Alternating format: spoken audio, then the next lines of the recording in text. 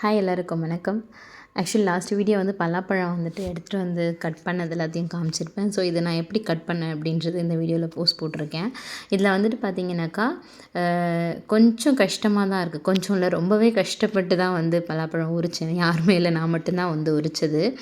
இதில் உரிக்கும்போது நான் ஒரு விஷயத்தை வந்து லேர்ன் பண்ணேன். என்னென்னா, ஒரு இடத்துலையுமே வந்துட்டு பார்த்திங்கன்னா எல்லா ஒர்க்குக்கும் எல்லாருமே எக்ஸ்பர்ட் தான். அவங்கவுங்களுடைய ஒர்க்குக்கு அவங்கவுங்களோட டேலண்ட் வந்து தெரியும்.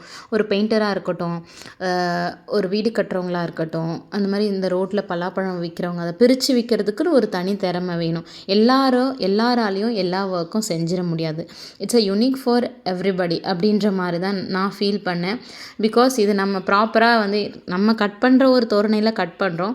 பட் அவங்க நீட்டாக ப்ராப்பராக கட் பண்ணி அதை வந்து அழகாக பேக் பண்ணி அதை ரொம்ப நீட்டாக பண்ணி கொடுக்குறாங்கல்ல.